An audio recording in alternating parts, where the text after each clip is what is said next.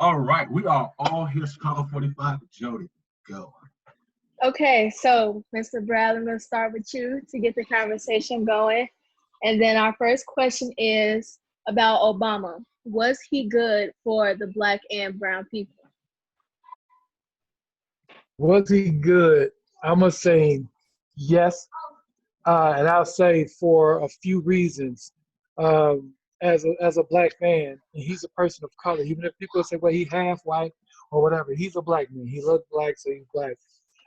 He demonstrated and showed who, just a different side of who we are as a people. So he represents us in a lot of ways because unfortunately it's like we represent each other. So one person do something, all of us did it. So I think as a whole for black and brown people, he just demonstrated he made history. First black man to ever be president of the United States, but also I'm sorry, my kid is noisy. You But good, you also good. but also I think that when you talk about policy and everything else, I take what he was able to accomplish uh, as monumental because every single initiative that he had, he was fought from day one. He walked into office with a lot of issues. So a lot of people don't understand that part of it. And even right now, every accomplishment Trump is trying to undo right now. So, yeah, I think he was excellent because he gave us hope that there's something to vote for, a reason to be a part of this country. Anybody else want to share to that? Do I like to anybody? rebuttal. I have a rebuttal. Go ahead. Uh, Actually, I think he wasn't. I think he was just a symbolism. I think when we look back 20, 30 years from now, he'll be looked at as the gay president because of the laws he passed for gay people. I think that's what his legacy will be. I know a lot of people say he fought. They fought him in Congress about a lot of stuff. But just as a man, you don't have to fight to be a man. You can just speak out, and that don't cost nothing. You can just say, I'm against police brutality. You can just say I'm against, what's happening to my people. That don't have to come with no laws. You don't have to fight to do that. You can just say that. And he never said that. So I don't I don't look at Obama as a hero or a black man or nothing. I mean, I see a lot of people put him on stuff with Martin Luther King and Malcolm X, and I think that's an insult because them people actually fought and lost their lives and gave up everything for us.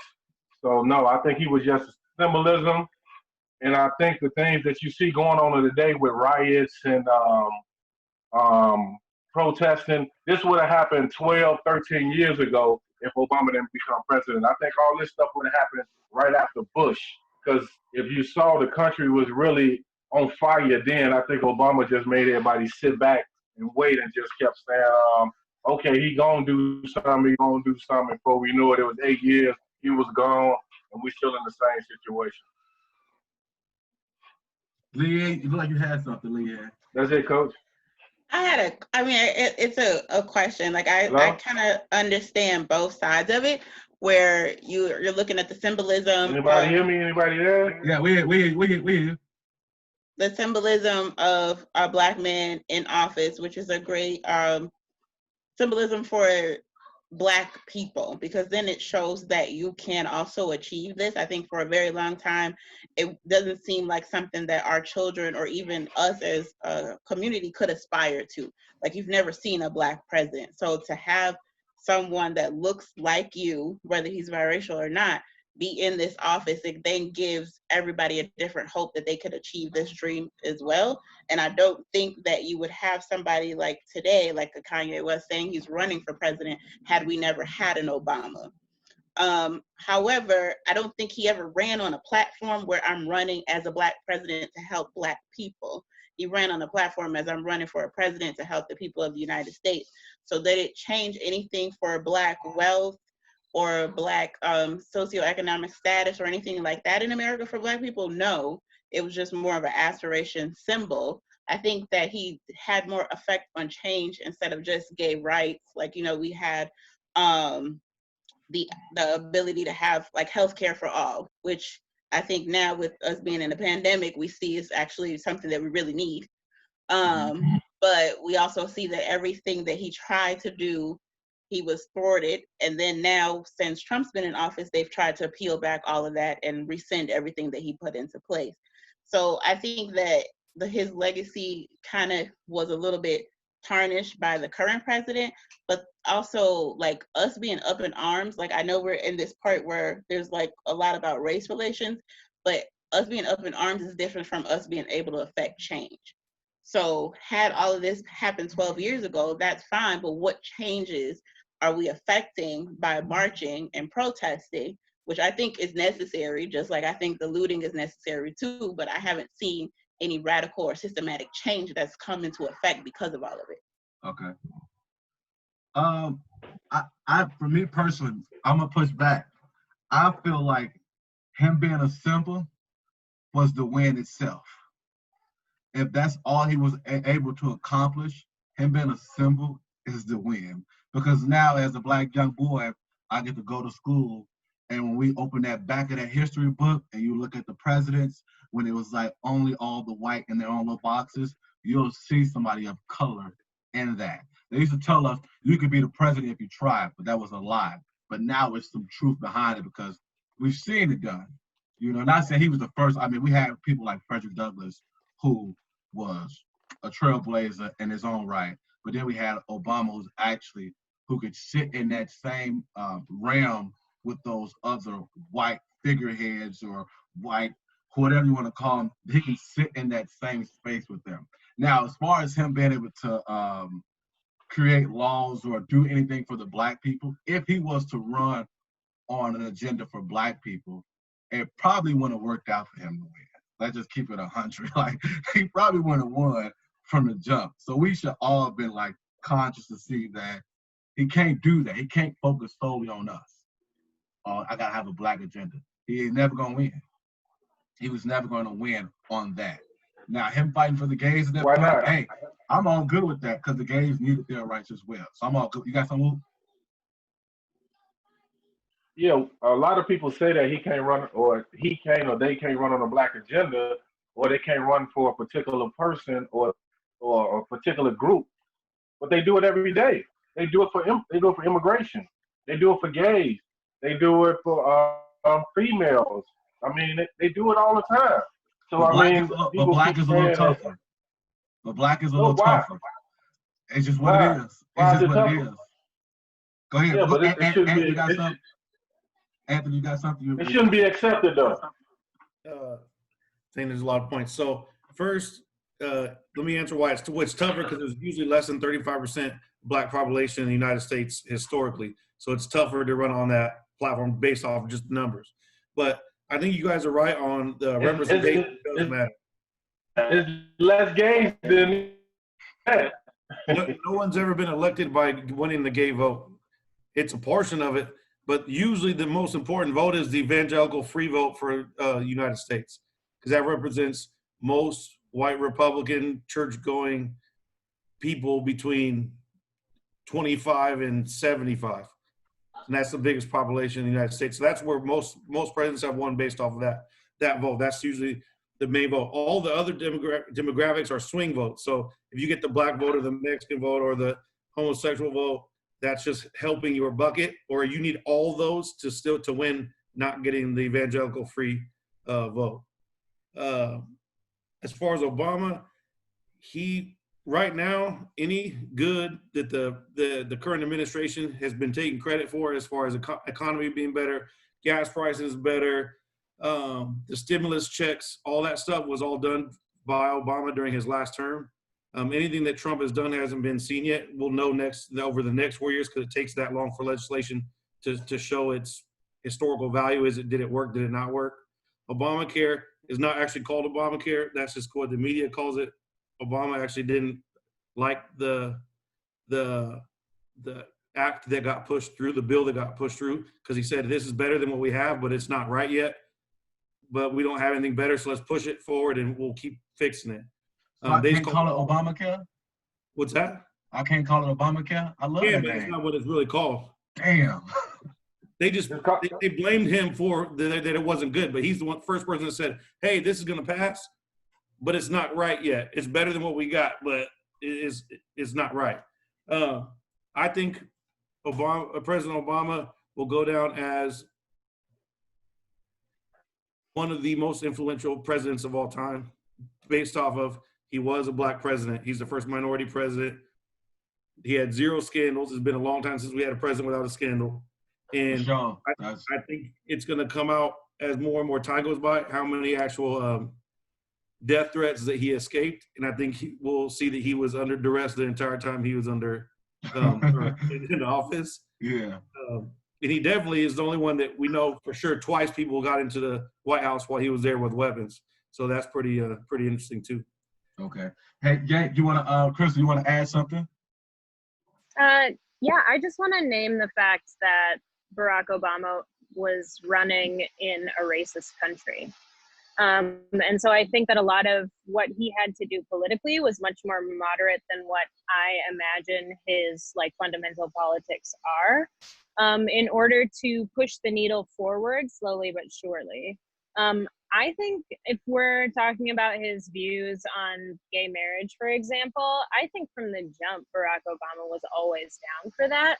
But he realized that expressing that viewpoint at the time that he was running for president was not going to be popular, was not going to get him into office. And so he did have to gain that position before he was able to enact that policy. I think that representation is essential. And so I think DeRay, or maybe, I'm sorry, your name is new to me, Anthony,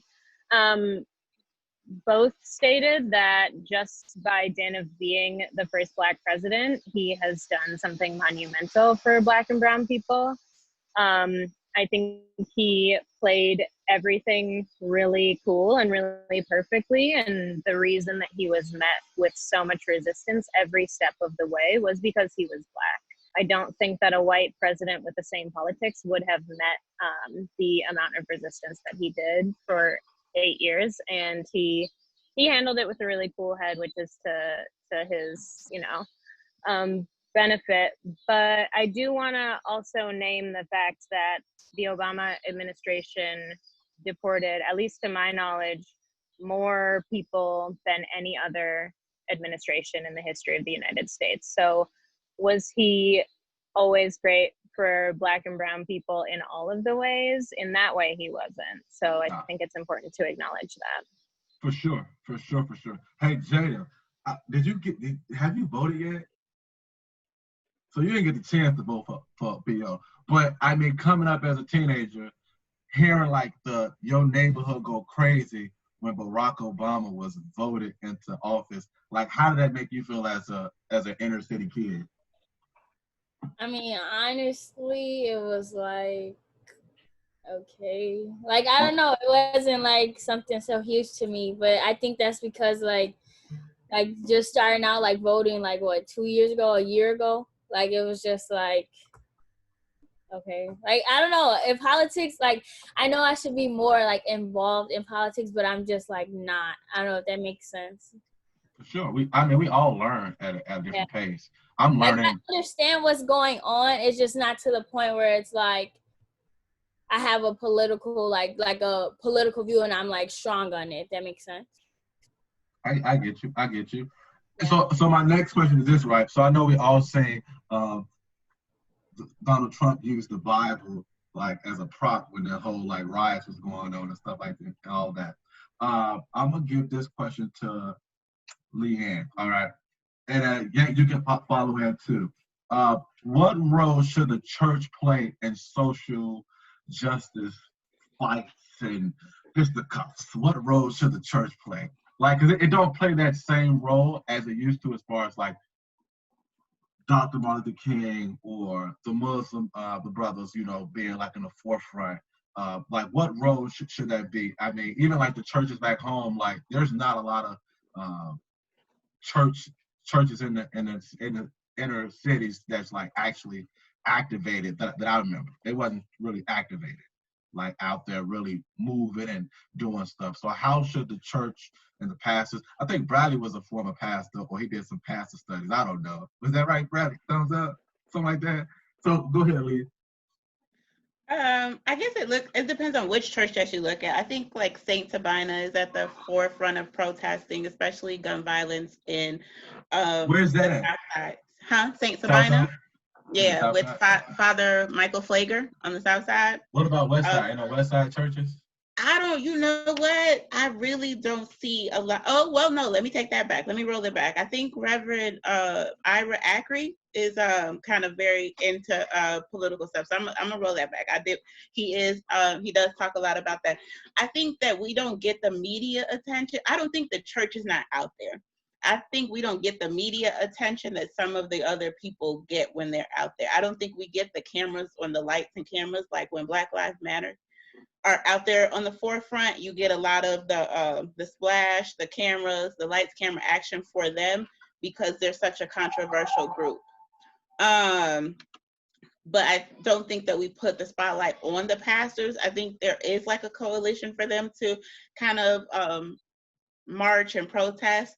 But I will say that I don't think that they're doing enough because the issues that affect us on a day-to-day affect the people that are in the church. Those are the parishioners, those are the church people.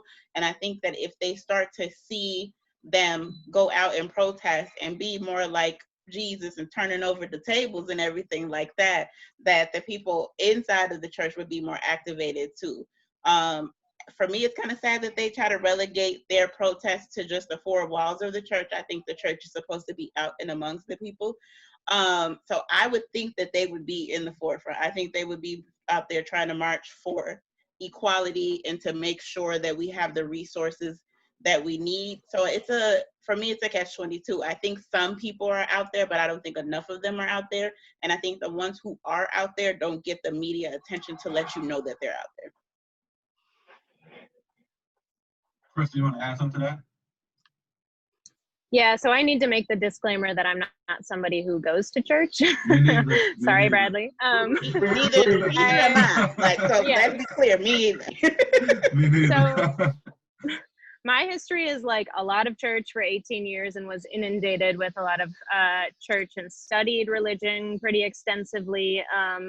And what I landed on is that Jesus was a social justice warrior, but a lot of the time his message is not spread in a way that's consistent with social justice in our times. So the reason that I don't engage church, although I acknowledge that that's a great like source of comfort and support for many, many people, is because I think the weight of the church is really strong with the people who attend it. And that means that church leaders have the capacity to do incredible work. And it means that they have the capacity to enact incredible harm, which we've seen like throughout history. So I think that the influence of church leaders is there in terms of what we're seeing politically. When Joe Biden was like really, really suffering and then all of a sudden flipped it and became the candidate, it was because he has really strong connections with Black church leaders in the South. And that's when the voting bloc completely changed, was when he pulled on those connections and then those states voted in their primaries. So I think I agree 100% with Leanne. I think that the whole purpose of the message of Jesus or whichever, religious leader a certain church follows is to support and love and care for those who are most vulnerable. And when I see the church doing that, it's great, but I don't see it happening a lot. And I see the opposite happening a lot of the time too.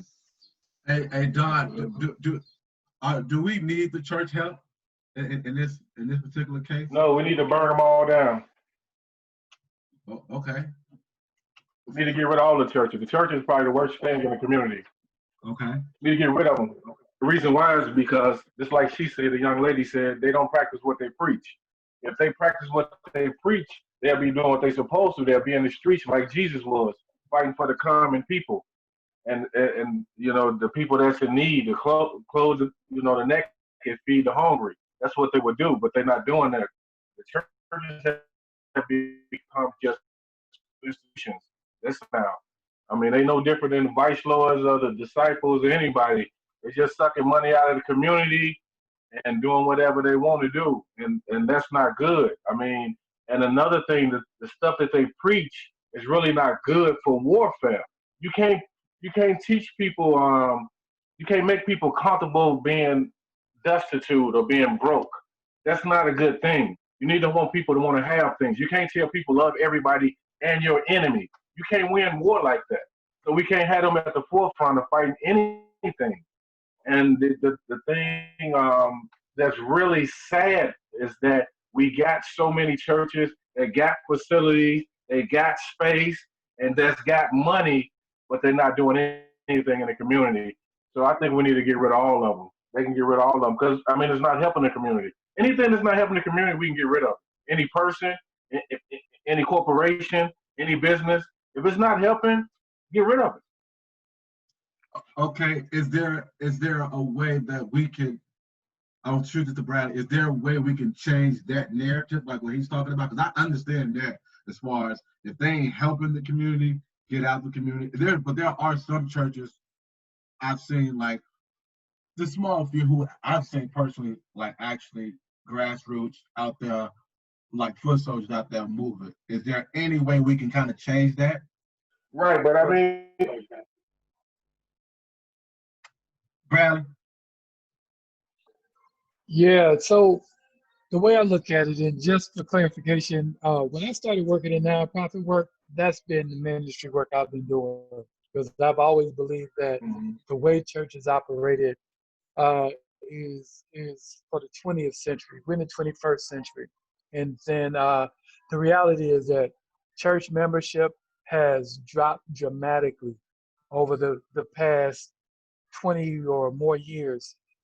People don't really, there's not very many people go to church.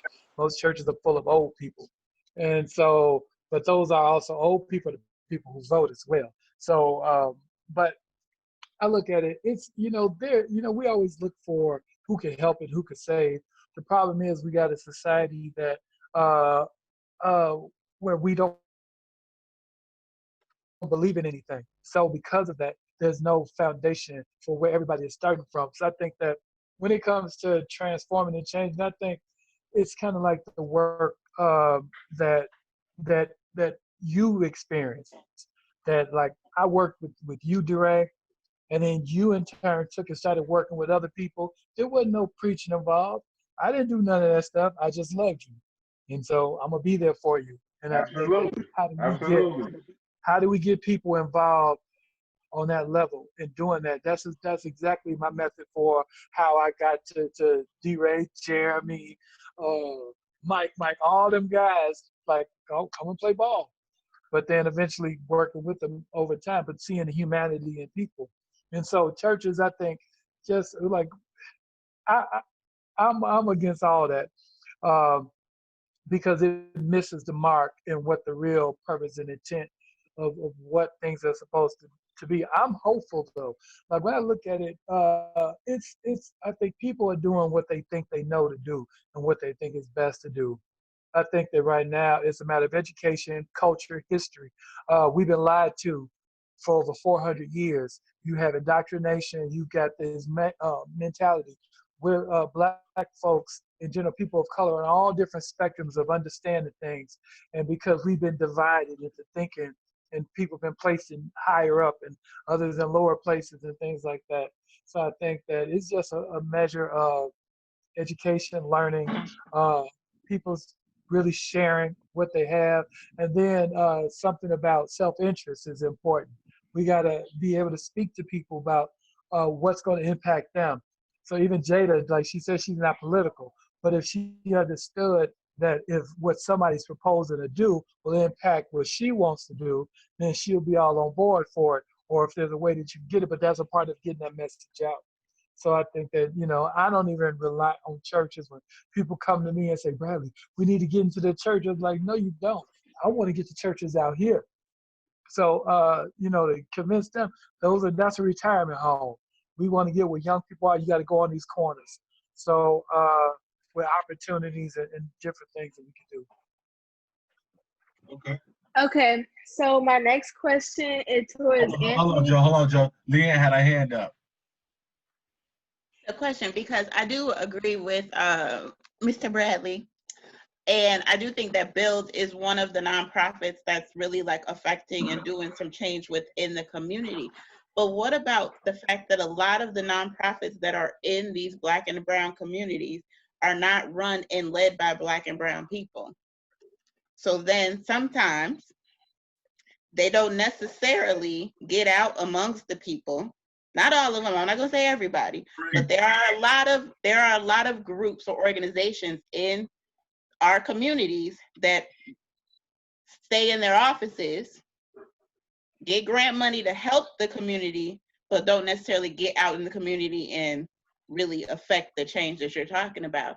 So how do we get those, since we're not taking it to the church, how do we get the nonprofits to come out and be amongst the people? Look, I could say this. One of my roles with Build, I started as the director of community engagement and partnerships. So I actually went to organizations, found out what they're supposed to do, and I said, well, let me partner with you. And I used to do this event called Lightning Night. So at Hubbard Play Lot on the west side of Chicago, that's right there off of Laverne and Hubbard Street by Lake Street. It's a little park. And, you know, people used to really ball there real hard, but then that became a battleground. So I did this program outside Thursday night, Friday night, Saturday night, every single Thursday, Friday, Saturday night from June through to October. I got performance from the neighborhood, people on the stage. I invited the churches to come out. I invited organizations to come out. But the problem is, what you're saying is a lot of them didn't want to come out because everybody said, bring people to the table. I was like, no, let's bring the table to the people. So you got all these people coming into the park and they listen to the blues. I had gospel fest out there. I had hip hop artists. I had dancers, magicians. I had a carnival out there. And I had a whole community out there. And these are people, they not church people. They're not people, you know, they just out there. They felt like nobody paid attention to them. But I invited organizations to come out. So I think a part of that is giving them a vehicle. Now I'll say this about nonprofits. A lot of times what a lot of nonprofits do is really restrict it. And then also they're not given everything they need to do everything that need to be done. Some of this, they want us to reverse 400 plus years of racism and segregation and all the impacts of that with like $25,000. They said for 1 year we're gonna fund you to get these guys who are involved in gangs and shooting people and being locked up, and we want you to fix their life, but you get to know their parents, their family, and all that other stuff. So there's a lot more going on. But can people be more involved? Yes. I think right now we're doing community walks just so neighbors know who we are and go walk, not to tell them come to do nothing, but just so they can see who we are, get to know our faces, but also invite them if they want to participate in stuff. I mean, we got some, we're doing a day camp. Most people aren't even doing in-person camps that's free. But with all the COVID guidelines and all that stuff, we had to raise money just to be able to do that. And Hoops in the Hood or Hoops on the Block every Friday. So there's lots of stuff happening. But I think that there's organizations in the neighborhoods, but there's only a few who really do comprehensive stuff. There's not as many as you think. Thank you. I appreciate that. I did a podcast not too long ago where people were bashing nonprofits. I actually come from a nonprofit background, so I needed someone to tell people that there are nonprofits out there that are actually doing the work and not necessarily sitting back and watching from the sideline. So thank you. Yeah, and I know some churches too. It's a few. There's a lot of good happening, I think, but that's the part. Nobody gets that picture. All we see and hear about what's not happening. And so every resident on the block,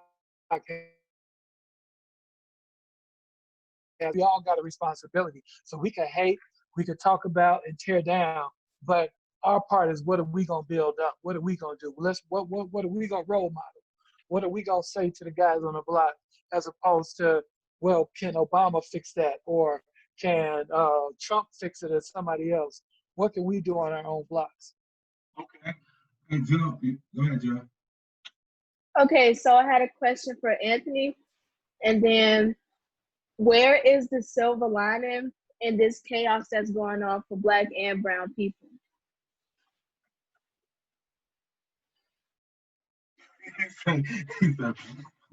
That's a tough question. The silver lining, we don't know yet. The only silver lining we could have out of this would be that legislation changes on how law enforcement is kind of governed.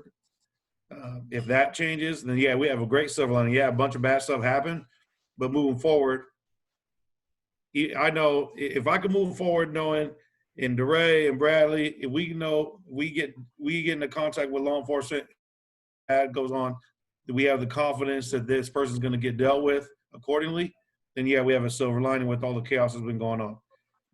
Other than that, there's no silver lining. This is just another sad year in America's very bad history for minorities. It's tricky. It's a tricky situation, and right now we're on the verge of all the kind of steam and the ball that was rolling up the hill is kind of starting to fizzle out because a lot of the anger and the angst that we were all feeling as a country is now starting to fade a little bit. So I'm getting worried that it was all for nothing, and I'm really hoping that it's not. I'm hoping that a bunch of people keep having these conversations and force legislation to change. Otherwise, there's zero, like I said, zero silver lining to it. Do we all feel that same sentiment? Not me. I feel right now the silver lining is we got a moment right now. Nobody wants Black folks to go into their downtown areas and breaking windows. See, marching, and look, I'm all marched out.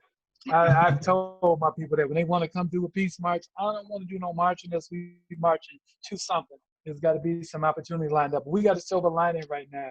The silver lining is the opportunity that Black folks, if we're able, because we got corporations, everybody asks, what do you want? What can we do? Now it's time to ask for it, and we got to ask for all of it. We can't sugarcoat it and all that. I've changed completely, even at work.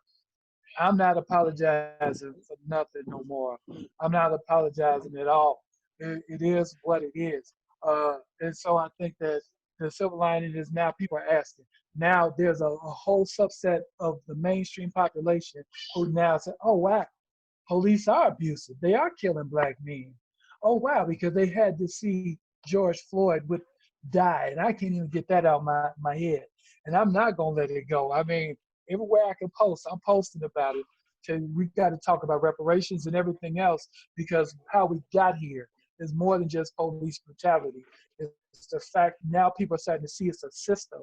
It's an institution, and it's institutional and it's systemic, and it's got to change. And so something has to give, or Black people gonna go on a rampage again, and nobody wants that. And so I think that that's the silver lining in it all. And I'm hopeful, and I'm really looking at organizing something so we can make something out of this. But legislation and everything else, we get, this is an opportunity to ask for it. Hey, Krista, you agree with him as well, right? Yeah, I definitely hear Anthony's concerns about like keeping the momentum going. And I think that I don't know if I want to call this a silver lining, but I think white people's buy-in is something that's happening for the first time in this moment. And what's upsetting is that they had to see with their own eyes what Black and brown people have been saying for hundreds of years. But if we look at the bestseller book lists, they're all books on anti-racism.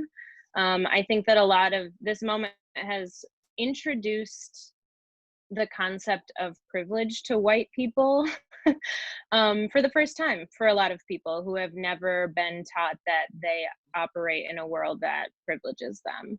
I'm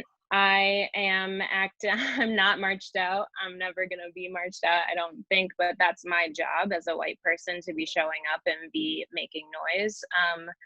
And so I am continuing to attend actions here in Chicago. And Anthony, I think you're in California right now. In Chicago, the momentum is still going, and it's escalating, and we're like continuing to push this because it's unacceptable. And what I'm seeing there is Black and brown leaders, which is great, and then a lot more white attendees than I used to see at these actions, and white people behaving better at these actions. So the most recent one was they tried to pull down the Columbus statue. Unfortunately, the rebar was a little too high for that to happen.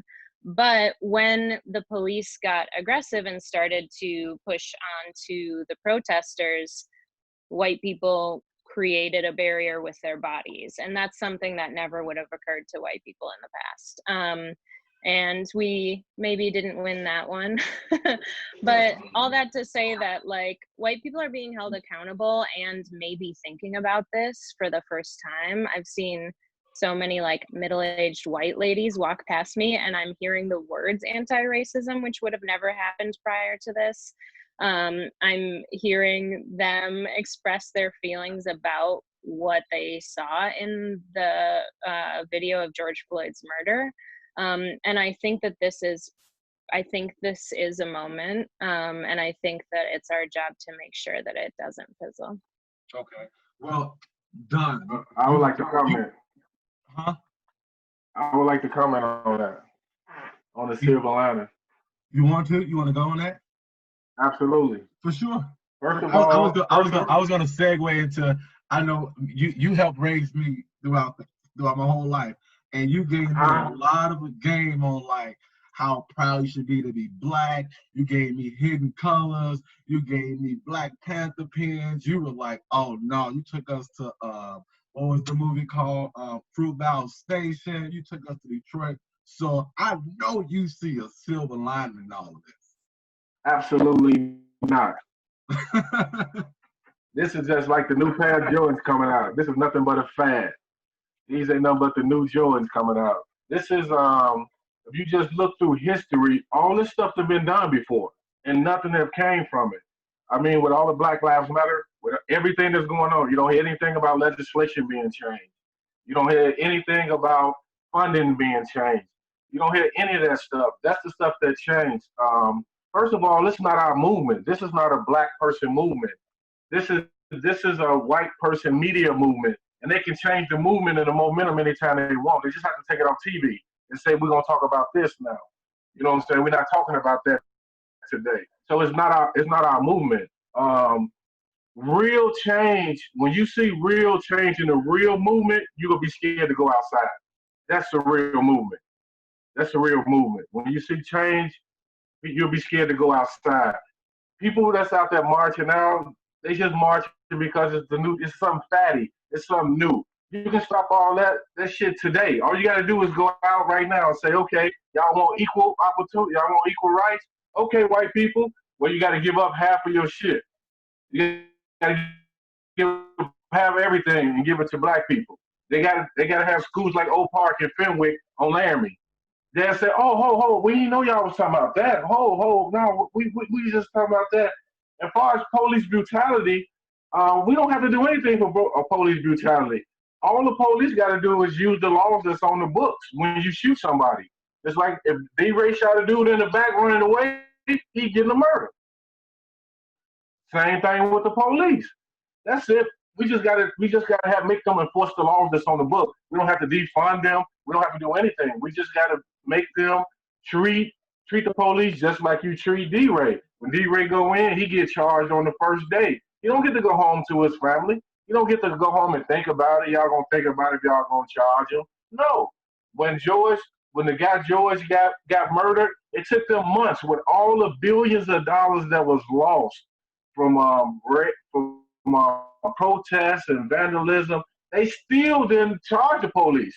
They still took their time. So all that really don't mean nothing. They don't care nothing about protests. They still gonna do what they want to do. And on top of that, the guy got pushed down, the white guy got pushed down by the police. It took them 2 days to fire the police. This man got murdered. It took them 2 months to charge him, or a month, or whatever it took. So, no, I think all this is just symbolism. Nothing's going to change. Things going to stay the same. Only way things going to change, if it got to change with legislation. Yeah, kind of that's kind of what I was saying. I was worried that there wasn't really a good silver lining unless legislation change. Is because Don's kind of is right. At least at nothing else right now, what he just said was this has all already happened. This already happened. If you go back and watch the videos of Black Panther speaking over and over and over again, the crowd was not black.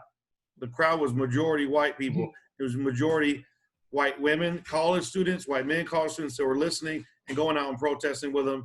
And most of their actual financial funding came from white celebrities, not black community leaders, not the church. At that point in the 70s and 60s and even into the late 80s, the black communities didn't have the money to fund that kind of movement where you're flying people around and trying to protest. But hold on, check this though. Don't we feel like this don't feel different at all? This gotta feel different. It feels different for us because we didn't live through the 70s. So Yeah. boom. Well, So now wait, I did live through the 70s. And then I also got parents and I got older brothers and sisters. So what I will say is there's a difference now. And I think that because I'm able to see things from two different sides. I'm able to see what's happening on the government side. I'm able to see what's happening on that private sector and the foundations and all that. I'm able to see a lot of things that's going on behind the scenes, and a lot of things are being moved right now.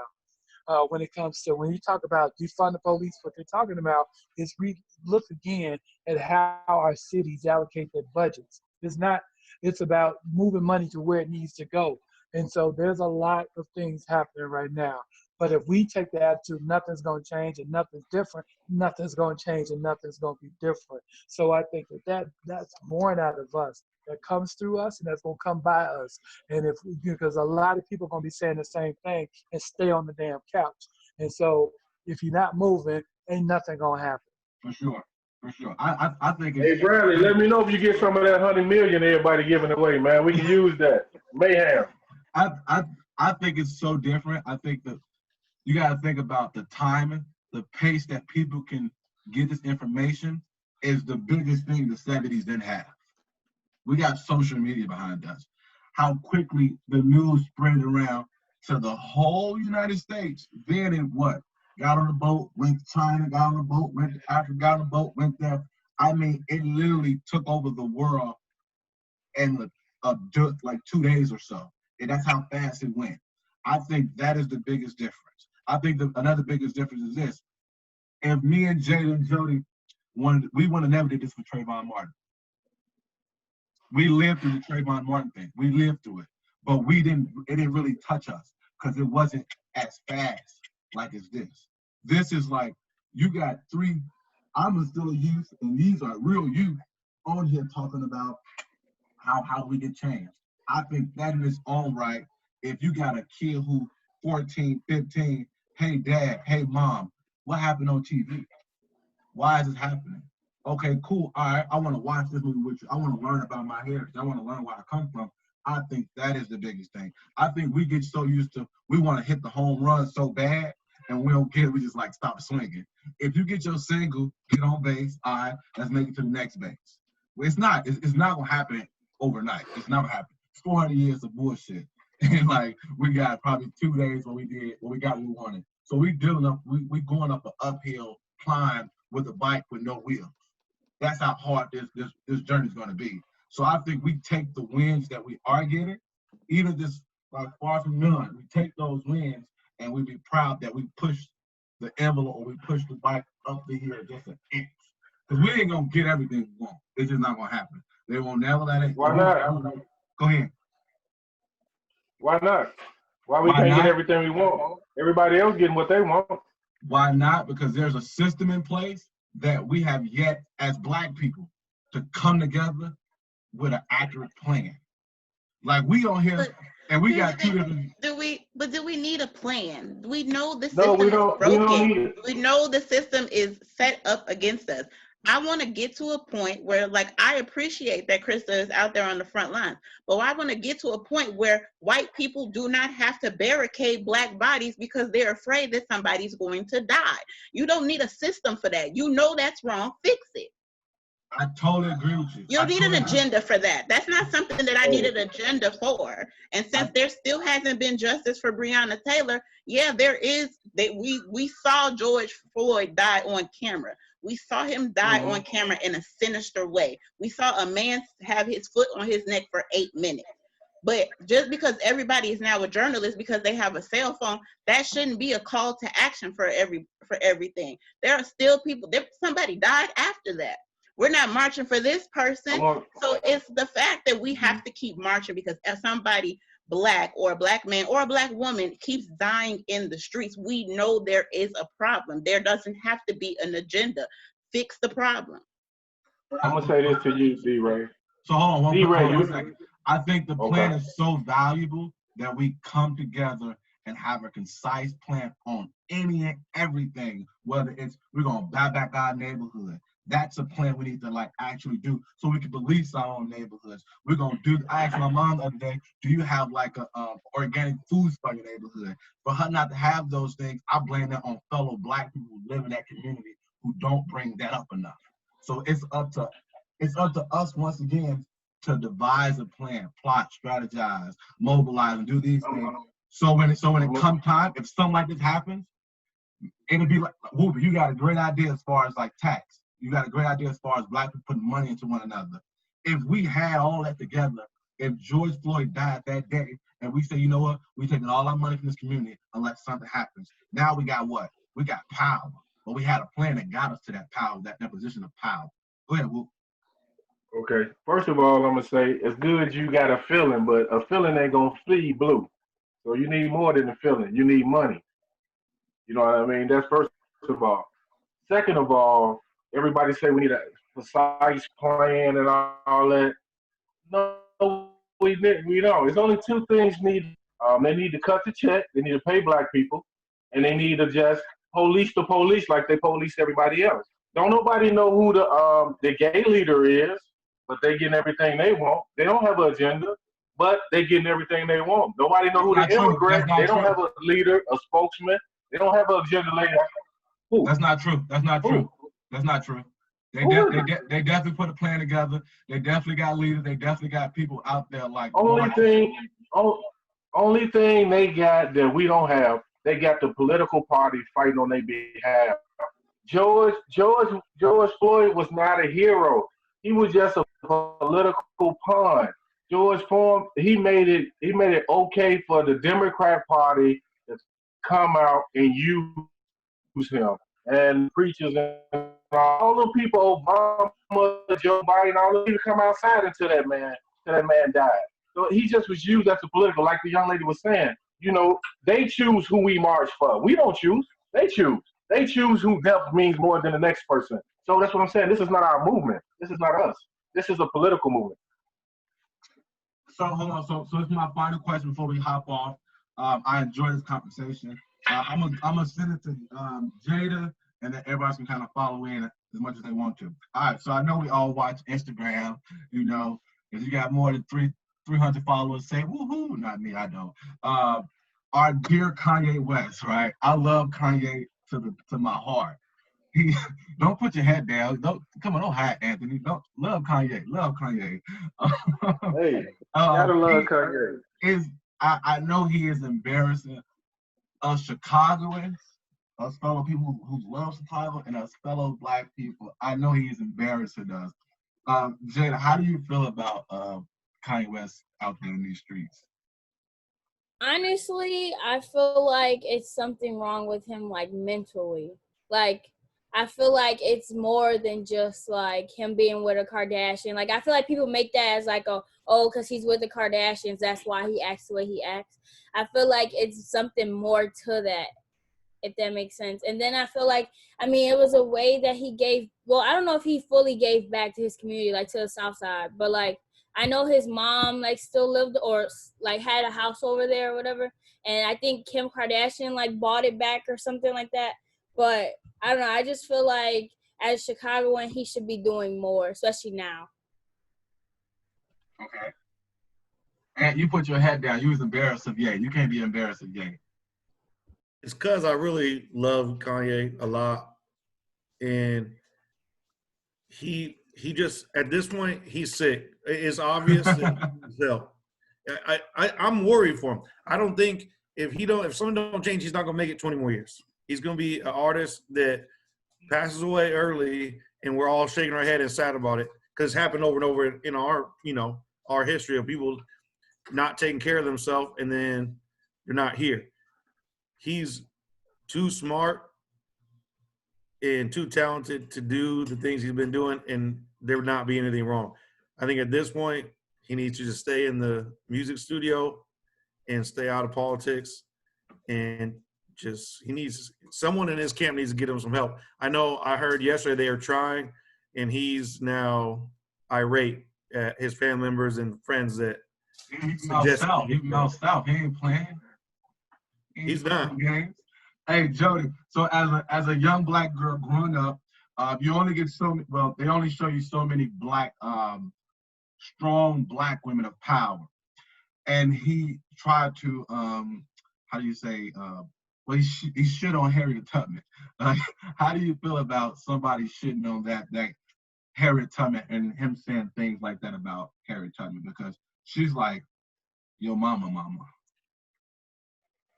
I think that when he said that, I feel like he basically ruined kids like me who learned stuff like, oh, she the person, we looked at her as like a role model, and then he's just looking at her as like just a regular person who didn't do nothing much for us. And then especially with her being a woman, I feel like it was even worse because women already, especially black women, don't necessarily get the recognition that they deserve. And so I feel like for him to say that, I wouldn't say he degraded her, but I feel like he made her job of what she did not as important as it should be.